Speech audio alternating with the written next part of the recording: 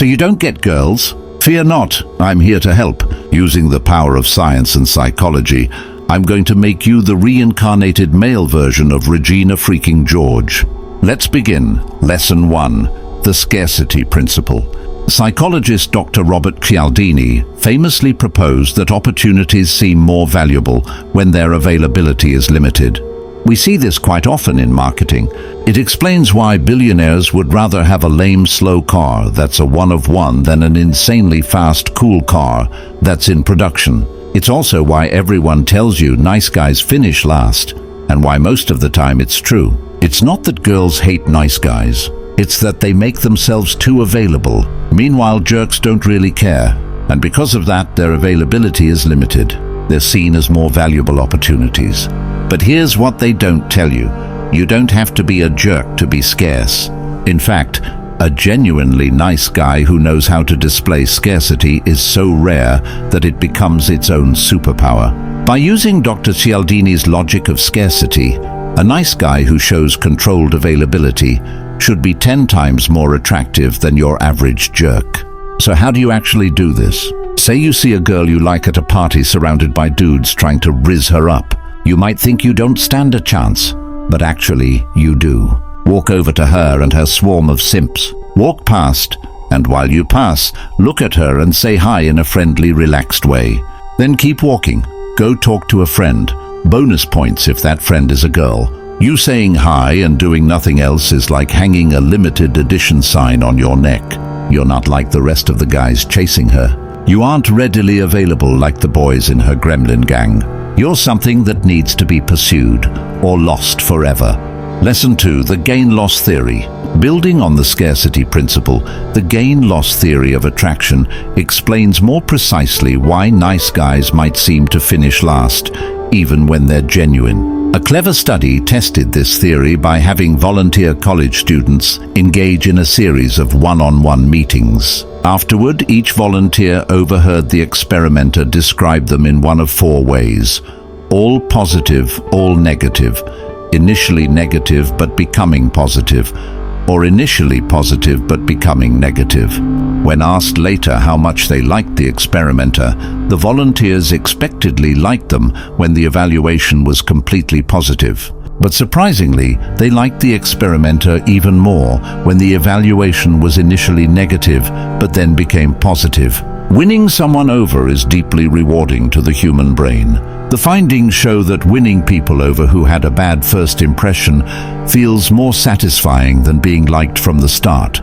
But you need to be careful if you try this with a girl. Showing that someone had a bad impression of you can easily come off as rude or manipulative if you're not subtle about it.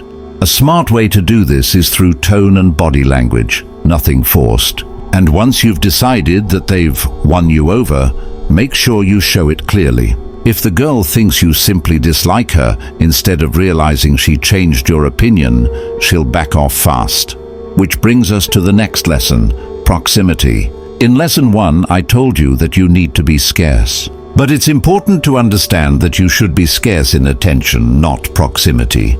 In a study on friendship formation, researchers asked nearly 300 MIT dormitory residents to list their closest friends.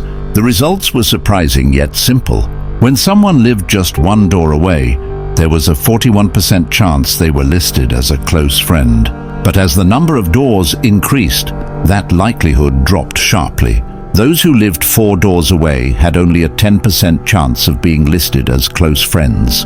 The takeaway? Physical closeness matters a lot. You need to be physically near the girl you like. But good proximity isn't only about geography. It's also about frequency. For example, you'll have a better chance with a girl you see 10 minutes every day than one you see for an hour each week. Consistent presence builds familiarity and comfort. If you don't have natural proximity, you need to create it artificially, but subtly. Change your route to class to pass her or join a club she's in. Do what you need to do to naturally cross paths. But please don't be creepy. There's a fine line between proximity and stalking. Never cross it. Say you do have good proximity and you've made yourself seem won over. How do you keep her positive feelings towards you?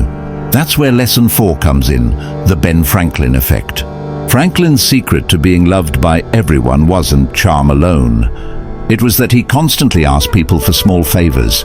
You might think asking favors makes people dislike you because you're burdening them, but the opposite is true. A 1971 study at the University of North Carolina tested this idea. Volunteers were asked to give tests to actors pretending to be other students, without realizing they themselves were the subjects. The volunteers were told to try two different methods. In one group, they were to give encouragement when students got the patterns right. In the other, they were to criticize when mistakes were made. Afterward, they filled out questionnaires rating how likable and attractive the students seemed. Across the board, the students who received insults were rated as less attractive, while those who got encouragement were rated higher. The takeaway was clear. When you do something kind for someone, or let them do something kind for you, the bond strengthens. We like those we help, so you need to give the girl you like opportunities to be kind to you. Ask small favors. Drop your pen in her direction and let her pick it up. Ask for help with something minor. These little acts create a subtle psychological reward loop. She invests in you, so her brain values you more. But nothing I've said so far matters if you ignore the next truth. Lesson 5. The Discord Mod Effect. In 1997, a study by Morian and Blum surveyed 117 male and female college students with 76 photos of the opposite sex. The goal, to find what actually makes someone appear attractive. Participants were asked to rank each photo based on attractiveness and emotional response. The researchers found that the most attractive traits weren't genetic at all. They came down to posture, grooming, well-fitting clothes, a positive attitude, and a healthy weight. In short, presentation beat raw genetics. Let me repeat that. The most attractive features are not genetic. If you put in even a little effort, exercise regularly, stand tall, keep your chin up, shower daily, wear clean, fitted clothes, and smile, you'll instantly become more appealing. Girls won't be repelled when you walk into a room. They'll notice you. You can master every psychological trick in the book, but if you look, smell, and carry yourself like a Discord mod, it won't matter. Presentation sets the stage for everything else. You can't expect attraction if your basic self-care is non-existent. Be the guy who radiates effort, not neglect. And that brings us to the finale. Lesson 6. Luck. Believe it or not, even after all the psychology, charm, and effort, attraction often comes down to biology and timing. It's not entirely in your control, but understanding how it works gives you an advantage. Let's step away from psychology and into neurobiology. Two things play major roles in determining long-term attraction, and both can override almost everything else.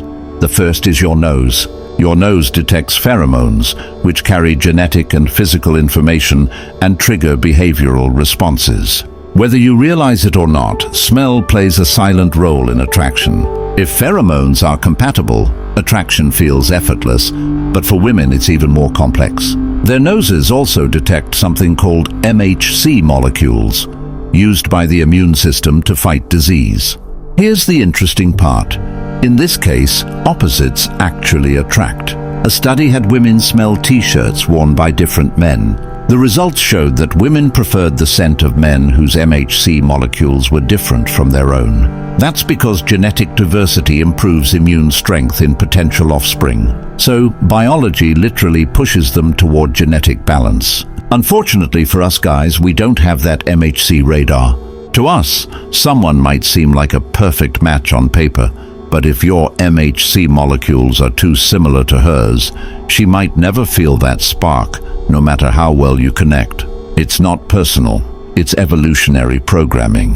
The second, and possibly most important and biological factor, is the first kiss.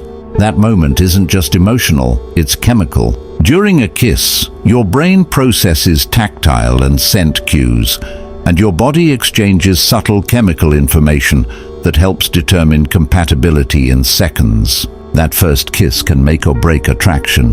Many women report losing interest entirely after a bad first kiss.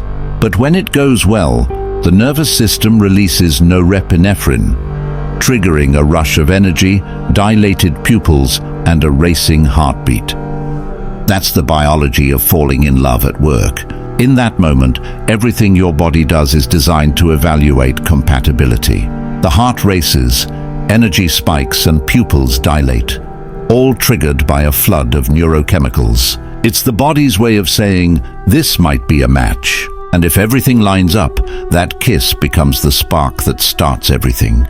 But here's the harsh truth. If the kiss doesn't work, there's often no recovery. No matter how perfect your personality or timing is, biology wins. Her brain simply won't produce the chemicals tied to attraction.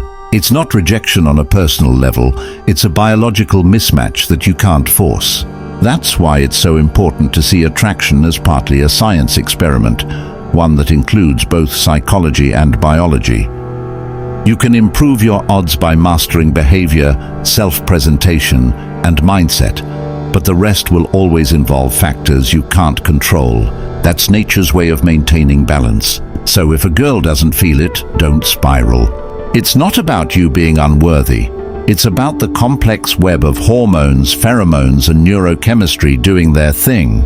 Move on gracefully. Someone else's biology might be waiting to match perfectly with yours, and when it happens, it'll feel effortless. To sum it all up, you don't need to be a jerk, you just need to understand scarcity. Make your attention rare, not your presence.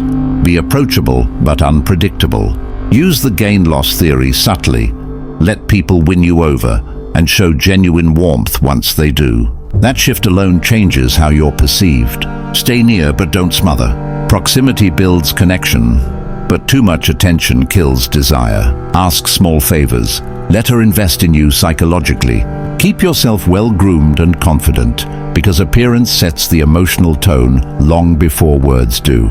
These are your controllable levers of attraction. Then accept that biology has the final say. You can't fake pheromones or MHC compatibility, and you can't force chemistry through logic. Sometimes, despite doing everything right, it just doesn't click, and that's fine. The goal isn't to win everyone over. It's to find who naturally resonates with you. When it does click, that's when everything else you've learned compounds beautifully. Your confidence, charm, and understanding of psychology will make you unforgettable. Attraction is part strategy, part science, part mystery. And your job is simply to master the parts you can control. So, next time you think girls don't like you, remember, they're wired to respond to patterns of scarcity, confidence, and self-respect. It's not about being perfect. It's about understanding human behavior deeply enough to work with it, not against it. That's real power. Not manipulation, but awareness. And that, my friend, is how you transform from a guy who feels invisible into the male version of Regina George, confident, respected, and quietly magnetic. You don't chase, you attract. You don't beg, you offer value. You don't force interest, you spark it. That's the science and art of getting the girl.